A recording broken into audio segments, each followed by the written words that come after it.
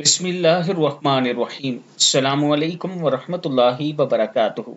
چار چیزوں سے اللہ کی پناہ مانگا کریں نماز پڑھنے کے دوران۔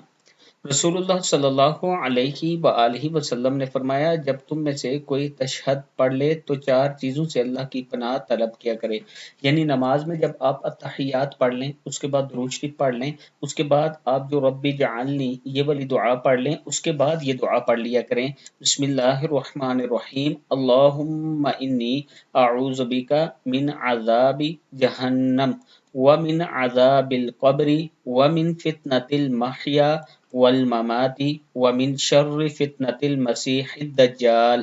اے اللہ، میں جہنم کے عذاب سے اور قبر کے عذاب سے اور زندگی اور موت میں آزمائش سے، مسیح الدجال کے فتنے سے کے شر سے تیری پناہ میں آتا ہوں۔ صحیح مسلم کی حدیث ہے۔ دعا پھر سن لیں، اللہم انی اعوذ بک من عذاب جہنم ومن عذاب القبر ومن فتنة المحیا والممات ومن شر فتنة المسیح الدجال۔ صدق اللہ العظیم۔